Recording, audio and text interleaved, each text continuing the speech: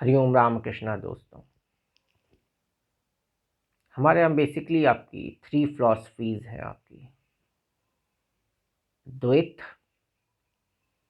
विशिष्टाद्वैत और आपकी अद्वैत। तो इन तीनों फिलॉसफीज के जो भी हमारे जानकार रहते हैं, या हमारे पंडित जन हैं, या हमारे ज्ञानी लोग हैं, या हमारे धार्मिक नेता हैं, तो इन 3 विषयों पे बड़ी अच्छी बहस चलती है। जो आपके द्वैत होंगे वो अद्वैत वालों को नीचा दिखाना चाहेंगे, जो विशिष्टाद्वैत होंगे, मत के अवलंबी होंगे, मतलबी होंगे, वह दूसरों को नीचा दिखाने की कोशिश करेंगे आपको। तो इसमें से श्रेष्ठ कौन है, एक बड़ा ही चिंतनीय प्रश्न है, बड़ा ही विचारणीय प्रश्न है। समाज में मैं देखता हूँ इसमें बड़ी लड़ाइयाँ होती हैं, खून की नदियाँ बही हैं इस विषय पे आपका। जो कि इस्लाम धर्म है, जो कि अद्वैत को मानने वाला है, उन्होंने तलवार से पूरी दुनिया को झुकाया है इसी बात पे, अननेसेसरी आपका।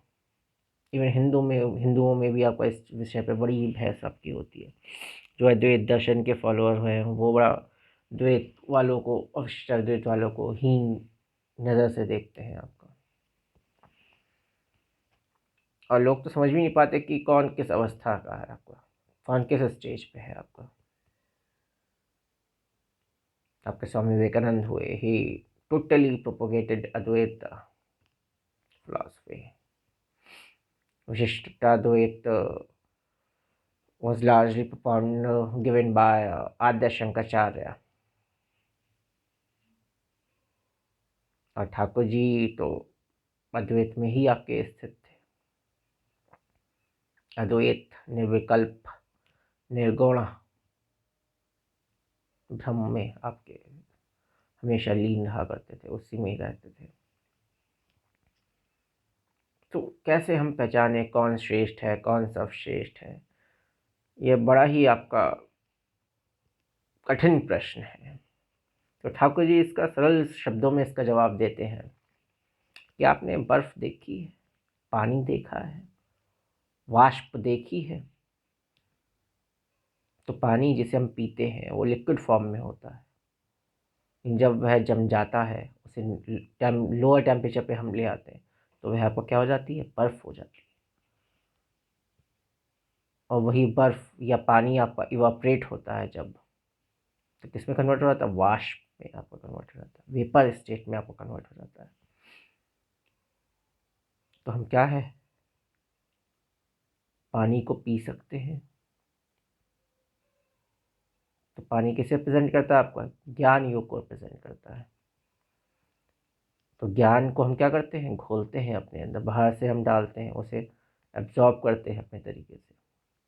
सॉलिड या क्यूब स्टेट जो आपकी होती है, क्यूब स्टेट जो होती है, आइस होती है, वह क्या है आपकी, हम उसे देख सकते हैं लेकिन उसे अंदर नहीं ले सकते, या उसे खा नहीं सकते, जनरली वी डोंट ईट। तो आपका किस स्टेट को रिप्रेजेंट करता है, वह करता है द्वैत को। और जो आपकी वेपर स्टेट होती है उसे आप देख सकते हैं, नहीं देख सकते, हम लोग नहीं देख सकते उसे।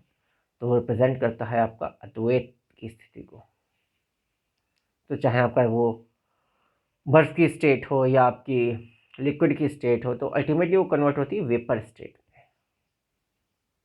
तो हम ये कह सकते हैं आपकी जो विशिष्टाद्वैत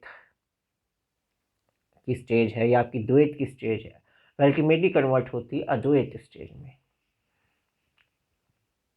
अद्वैत मार्ग में। लेकिन अद्वैत मार्ग जो है वह बहुत ही आपका हाई स्टेज की स्थिति है, वहाँ तक हर कोई साधक नहीं पहुँच सकता जनरली, या आम बुद्धि का, या जिसकी बुद्धि सामान्य है, जैसे आम जनों की होती है, तो वह उस स्टेज तक नहीं पहुँच सकते। तो आपको स्टेजेस इसी में आपको कवर करना पड़ेगा। पहले द्वैत, फिर विशिष्टाद्वैत, फिर आपका अद्वैत। जो सामान्य बुद्धि के हैं वह भक्ति मार्ग पे चलें, द्वैत मार्ग पे चलें, फिर धीरे धीरे उनका कॉन्शियसनेस आपका डेवलप हो। वही जो थोड़े से आपके बुद्धिजीवी वर्ग के लोग हैं, वह ज्ञान योग का मार्ग अवलंबन करें, फिर उसमें आपकी सफलता अर्जित करें, फिर धीरे धीरे वह अद्वैत में आ सकते हैं। लेकिन जिनका कॉन्शियसनेस आपका डेवलप्ड है, जिन्हें हाई लेवल की स्पिरिचुअल प्रैक्टिसेस करनी है, जिन्हें ईश्वर प्राप्ति शॉर्ट टर्म में चाहिए, तो उनके लिए आपका अद्वैत मार्ग है, लेकिन वह कठिन मार्ग भी है। इवन हमारे यहाँ आध्यात्मिक क्षेत्र में बहुत कम लोग इसको प्रोपोगेट करते हैं। स्वामी विवेकानंद ने इसे प्रोपोगेट किया है, स्वामी दयानंद सरस्वती ने भी किया है, आपका प्रोपोगेट किया है। इवन उन्होंने तो मूर्ति पूजा का खंडन भी किया है।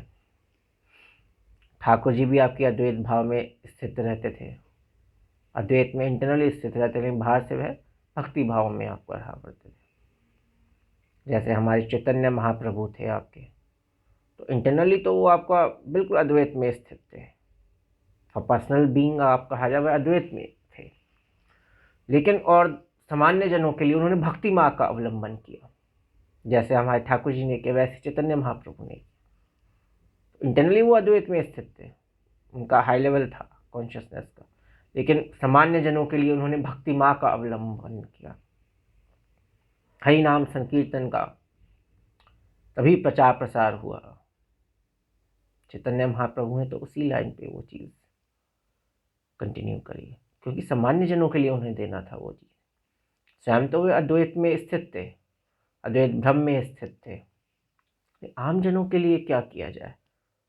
आमजन तो आपका उस स्टेट पे नहीं जा सकते, तो उसके लिए उन्होंने हरिनाम संकीर्तन का अवलंबन किया। हम ये कह सकते हैं कि भक्ति मार्ग आपका सबसे आसान मार्ग है, सामान्य जनों के लिए है, जो आपके संसारिक लोग हैं, शॉर्ट टर्म में उन्हें थोड़ा सा फ़ायदा हो जाता है या जो भी आप कहिए, तो वह आम जनों के लिए है। तो वैसे भी कलयुग चल रहा है, तो भक्ति मार्ग का अवलंबन करें ज़्यादा आसान है। भजन है, कीर्तन है, माला है, तो ये आपके भक्ति मार्ग में आते हैं।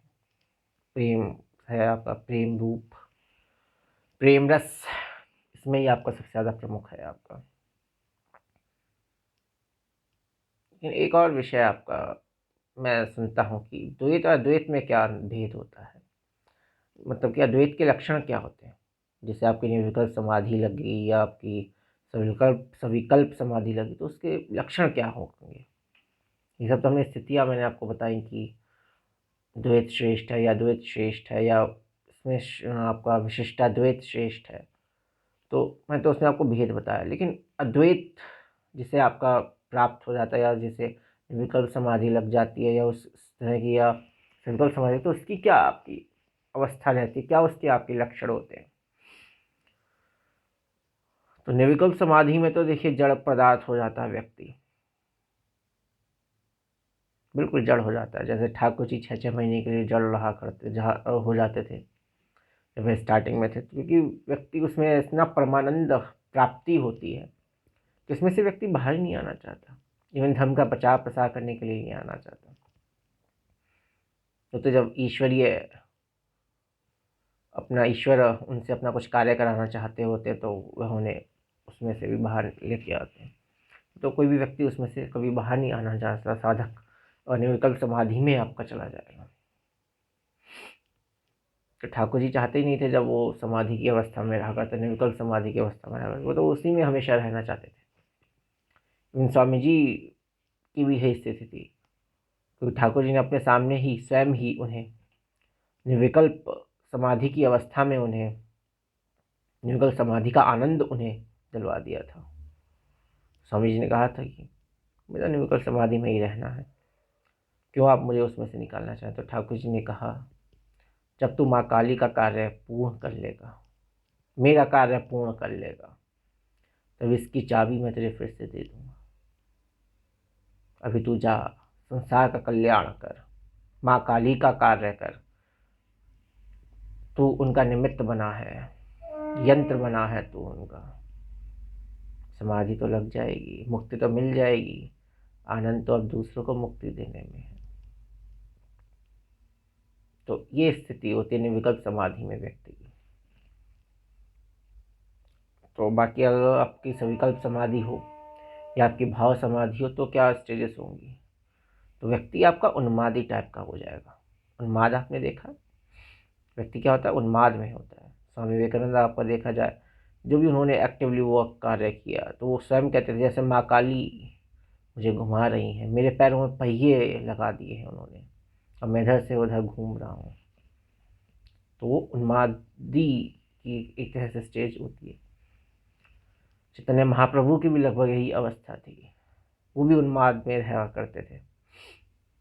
ठाकुर जी तो आपका भावावस्था की स्टेट में रहते थे, भाव में सूखे या नीरस नहीं थे आपके,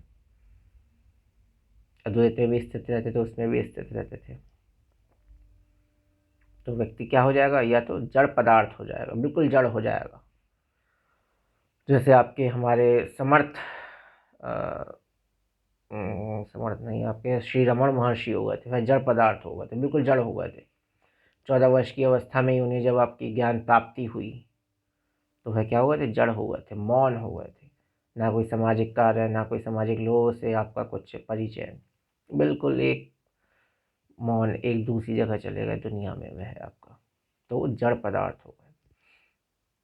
तो व्यक्ति क्या हो जाएगा, या तो जड़ पदार्थ हो जाएगा, मौन हो जाएगा, बिल्कुल उसकी आवाज़ ही नहीं निकलेगी, क्योंकि जो आपका भ्रम की स्थिति है, आपकी निर्विकल्प समाधि की स्थिति है, उसे तो आज तक कोई व्यक्ति एक्सप्लेन ही नहीं कर पाया। जो निर्विकल्प समाधि की अवस्था होती है उसे आज तक कोई नहीं एक्सप्लेन कर पाया, ना कोई ऋषि, ना मुनि, ना कोई ज्ञानी। हमारे पास जो भी आपके महापुरुष हमारे पास मिलेंगे, ऋषि मुनि मिलेंगे, तो वो लोग सिर्फ उसे टच करके आए हैं, they have come only touch it, और फिर वहाँ से वो वापस आ गए। वहाँ से तो कोई वापस आ ही नहीं सकता। भाई कोई चीज़ अगर आपकी फाइनाइट है और वो इनफाइनाइट बन जाएगी, how it is possible that would return to the finite state? It is not possible. नदी जब आपकी समुद्र में मिल जाती है तो समुद्र में उसका अस्तित्व ही खत्म हो जाता है, वह समुद्र का अस्तित्व धारण कर लेती है, वह समुद्र हो जाती है, नदी का अस्तित्व ही खत्म हो जाता है। जब गंगा गंगा सागर में विलीन हो जाती है तो वह गंगा सागर हो जाती है, गंगा नहीं रहती। इसी तरह जब कोई सामान्य व्यक्ति, साधक लोग आपके अद्वैत से उनका कनेक्शन बनता है, भ्रम से उनका कनेक्शन बनता है, तो वह भी भ्रम हो जाते हैं। तो एक सामान्य अवस्था में कौन आना चाहेगा जो परमानंद की अवस्था में चला गया? आपका सोचने का विषय। जो भी स्वयं परमानंद की स्थिति में है, क्यों समाज सुधार के लिए या लोगों को ज्ञान देने के लिए या वैसे, वाई वुड कम बैक? तो ये आपकी अवस्था हो जाती है किसकी? अद्वैत दर्शन या द्वैत के मार्ग में, जिसे आपकी समाधि लग जाती है या उसे ज्ञान प्राप्ति हो जाती है, तो उसकी स्टेज हो जाती है। तो थोड़ा सा अहम रहना ज़रूरी होता है, तभी व्यक्ति सामान्य स्तर पे कुछ कार्य कर सकता है, इवन आध्यात्मिक भी। आद्य शंकराचार्य को भी थोड़ा सा अहम रखना पड़ा था, घमंड रखना पड़ा था, अहम रखना पड़ा था किस चीज़ का? ज्ञान का। तभी वह प्रचार प्रसार कर पाए थे, नहीं तो हमें तो आद्य शंकराचार्य का पता ही नहीं चलता। उन्होंने तो बचपन में ही संन्यास ले लिया था और फिर पूर्णतः समाधि को प्राप्त हो गए थे। उनके बराबर का हेड या ब्रेन ज्ञान आज तक नहीं देखा गया, और हार्ट महात्मा बुद्ध के बराबर किसी का नहीं देखा गया। तो ये जो मैंने आपको डिटेल्स बताई, आज हमने जो डिस्कशन किया बेसिकली वो किया कि आपका द्वैत श्रेष्ठ है या अद्वैत श्रेष्ठ है, या आपका विशिष्टाद्वैत श्रेष्ठ है। और साथ ही साथ जब व्यक्ति को अद्वैत ज्ञान की प्राप्ति होती है, अद्वैत के में अद्वैत साधना में वह चरम अवस्था को प्राप्त होता है, तब उसकी क्या स्थिति होती है, क्या उसके लक्षण होते हैं। तो ये बहुत ही समझने वाली बातें हैं, बहुत ही तर्क संगत बातें हैं, ये आपको कहीं आपको मिलेंगी नहीं, कोई बताएगा नहीं। जनरली आपका धर्म उपदेशक जो होते हैं या आपके कथावाचक होते हैं, वो तो राम राम राम राम राम राम, कृष्ण कृष्ण कृष्ण कृष्ण, इसी में आपका लगे रहते हैं। ये तो थोड़ी सी आपके इंटेलेक्चुअल लेवल की बातें थी जो मैंने आपको बताई, या मेरा इस हो जाता था, इस और ज़्यादा आपका झुकाव रहता है थोड़ा सा, तो मुझे आज्ञा दे दे। हम फिर से आपके हाजिर होंगे ठाकुर जी और स्वामी जी के अच्छे अच्छे प्रसंगों को लेकर। हम लोग पुनः आपसे मिलते रहा करेंगे। हरिओम रामकृष्ण दोस्तों, हरिओम रामकृष्ण।